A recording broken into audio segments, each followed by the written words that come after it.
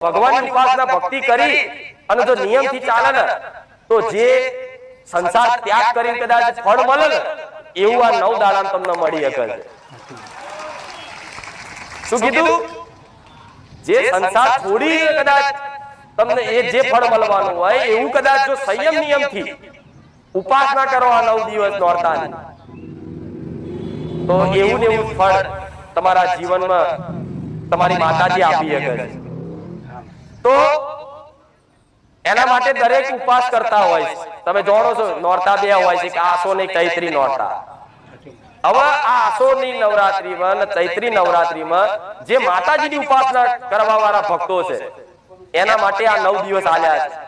અને જે ભગવાનને માનતું હોય એના માટે જોજો કોઈ શનિવાર હોય છે, કોઈ શંકર ભગવાન મહાદેવનો ઉપાસક હોય એના માટે શ્રાવણ મહિનો ગયો.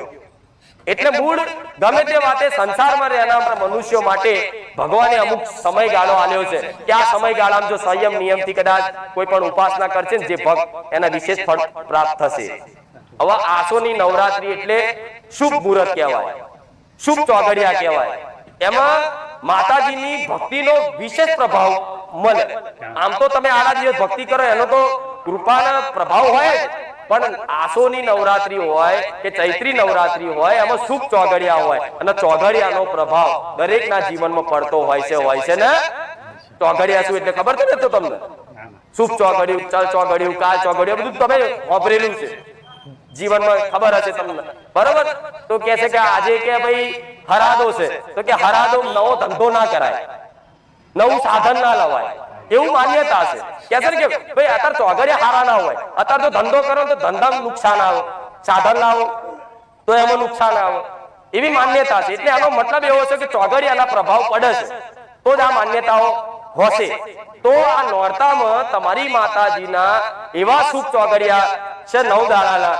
આ 9 દાડામાં જો તમારી માતાની જેટલી ભક્તિ થાય તમારી સામર્થ્ય અનુસાર એટલી કરી લેજો. ગોડા તમારી માં સાક્ષાત તમારા જીવનમાં અનુભવ ના થાય પણ કહેજો. એના માટે ઉપવાસ જરૂરી છે. હું માતા કઈ જરૂરી છે? જરૂરી છે એટલે કે તમે આખું વર્ષ તો જે ખાવું હોય, જે પીવું હોય ખા કરો છો, શેજ પેટ ઊંડું નહીં થવા દેતા. શેજ ભૂખ લાગી પકોડી ખાઈ લઉં, શેજ ભૂખ લાગી દાબેલી ખાઈ લઉં, અને ઘેર હોય તો કે લાય આ તરી લઉં, કાતરી તરું, મેગી બનાવું, આ બનાવું, તે બનાવું. હા શું ખોટું? દીકરીઓ તો નવું ટ્રાય કરે કે લાય આવું બનાવું. પણ મૂળ તમે શેજ થોડી ભૂખ લાગે મતલબ ખાવશો. હું તો માતા એવું કહીશ ક્યારે તમારે ભૂખ ના વેઠવી પડે. હું તો એવી જ આશા રાખું ક્યારે તમારા જીવનમાં કદાચ ભૂખ ના વેઠવી પડે. પણ આ 9 દાડા છે થોડું વેઠી લેજો કાલથી. અને હું હારી શક્તિ આ 9 દાડા ખાલી માતા બતાવું એ રીતે ઉપવાસ કરજો. એટલે ઉપવાસનો અર્થ સમજાવું ફરી. ઉપવાસ એટલે તન મન વચનથી પવિત્ર રહેવું. ઉપવાસ એટલે બ્રહ્મચર્યનું પાલન કરવું, ઇન્દ્રિયોના વશમાં લાગવું, વશમાં કરવી. શું કીધું? સમજ પડે ને બધી વાત કહું છું. હા, આ 9 દાડા કદાચ આમ તો તમે કદાચ નહીં રાખી શકો, પણ 9 દાડા ઇન્દ્રિયો વશમાં રાખવી, મન ચંચલ હોય, જો તો ભાગતું હોય, ખરાબ ખોટું વિચાર કરતું હોય, એને કદાચ ભગવાન માતાજીને લગાવવું પડે, પરાણે લગાવવું પડે. લાગશે નહીં, મનને છૂટું મેં લાગી જશે, ના નહીં લાગે. પરાણે મોકળું છે ને દોરી બાંધી પકડવું પડશે. ભક્તિ કરવા બેસો, ઉપવાસ કરશો અને જાત જાતનું મન શું કરે, દાબેલી, વડાપાવ, પકોડી. અને જો ઉપવાસ હોય તારે જ યાદ આવો હતા. હારું રોજ ઉપવાસ કરીએ છે બોલો, અને આજે ઉપવાસ કરે છે બોલો, એવી અંદરથી એવું થાય છે ખાઈ લઉં અને ચેટલા તે તોડી નાખે. એટલે નિયમ લો, 3 લો અને પછી તોડો તે અપરાધ ગણાય. પણ એના કરતા હું માતા હું જે બતાવું છું એ પ્રમાણે રીતે કરશો તમારી માતા તમારી પર કૃપા રાખશે. એટલે તન મન વચનથી પવિત્ર રહેવું, ઇન્દ્રિયો વશમાં રાખવી. એનું મુખ્ય હેતુ એ છે ઉપવાસનો. હવે ઉપવાસમાં કોઈ એક ટાણું કરે, કોઈ નકોડા કરે, પોતપોતાની અલગ અલગ રીત હોય છે બધાની. પણ નકોડા થતા હોય એના માટે નકોડા સારા બેસ્ટ છે. શું કીધું? જેને નકોડા થાય છે, જે પહેલેથી કરે છે અને જે રાખી શકે છે એના માટે તો જે નકોડા જે રીતે ઉપવાસ કરતા હોય એમના માટે તો એ જ બરોબર. પણ જે નવા છે, જેને નહીં થતા, એના માટે હું માતા એવું કહીશ કે કઈ નહીં તો એક ટાણું ખાલી તમારી ઈચ્છા હોય ત્યારે પણ ખાલી એક ટાણું કરી શકો છો. આવું માતા કહું.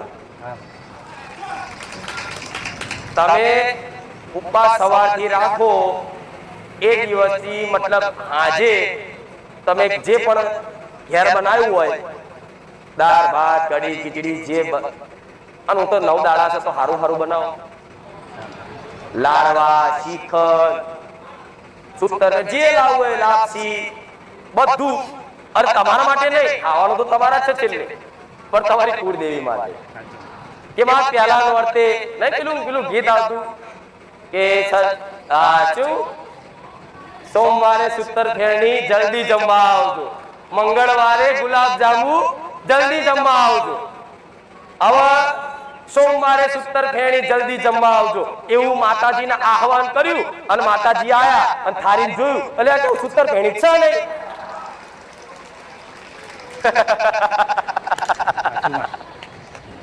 હાશું ખોટું?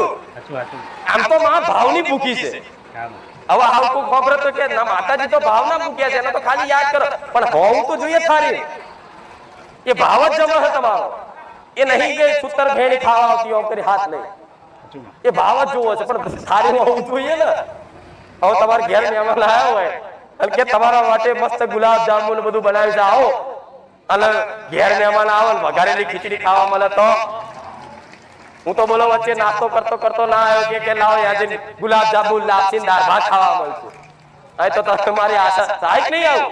માને ભૂખ નહીં, આ વાત મોની લાવો, માને ભૂખ નહીં, પણ તમે આવો ભાવ શીખવાનું. તમારી માતાજી માટે બનાવો, નવું નવું બનાવો, હળી મળીને બનાવો, ભેગા થઈને બનાવો.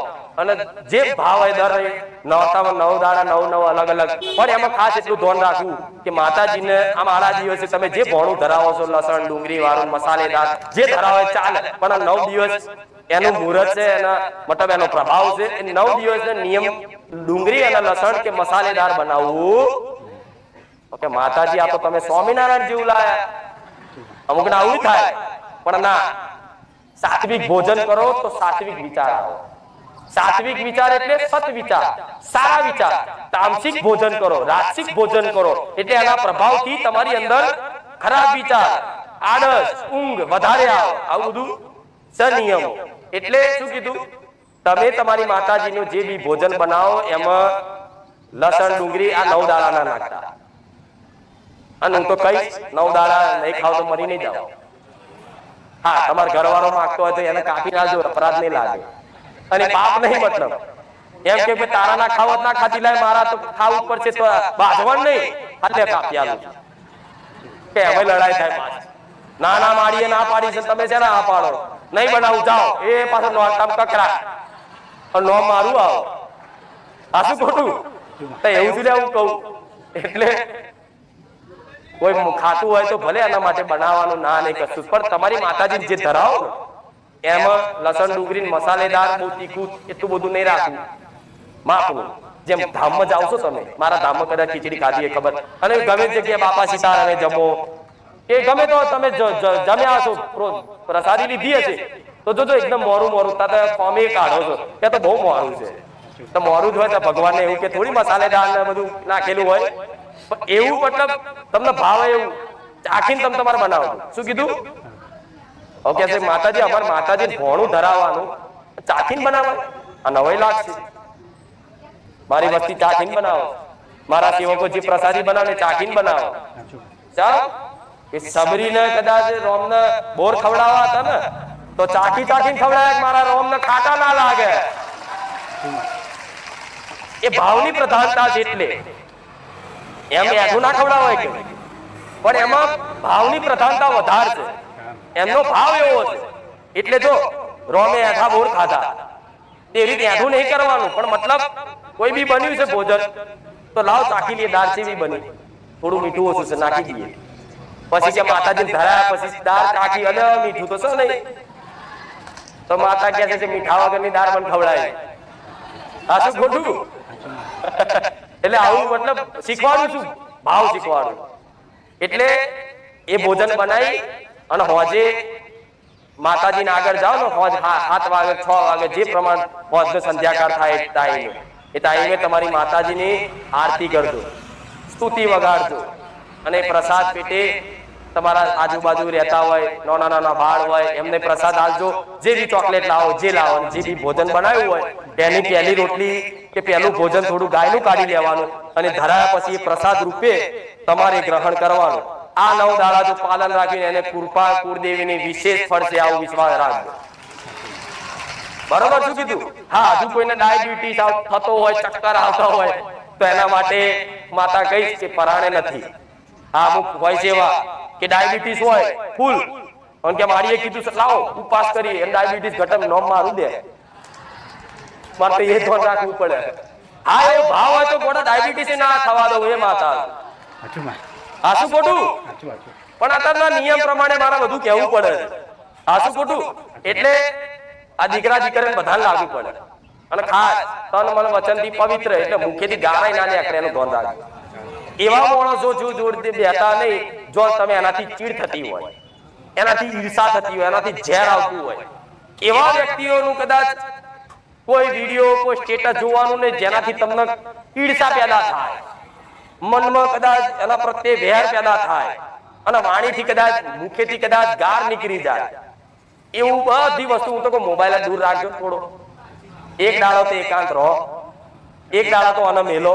હા, એવું નહીં કે અમુ તો મેલ દઈએ, ચલો માતાજીનું વગાડીએ ભજન આતે એક વાપરતા રામધૂન વાપરતા માતાજીની આરતી સ્તુતિ વાપરતા હોય ને તો છૂટ છે બધા. મારું પ્રવચન જોતા છૂટ છે. સાચું ખોટું? શું કે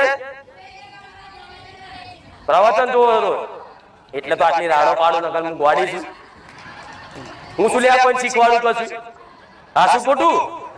પણ તમે મને માં કીધી છે, મારા શરણે આવ્યા છો, મારી જવાબદારી જો હું ઝીણી ઝીણી બાબતો શીખવાડું છું. આ વાતો કદાચ ચોય હોપરી નહીં હોય તમે આવી. બસ આ રીતે ઉપવાસ કરો 9 દાડા.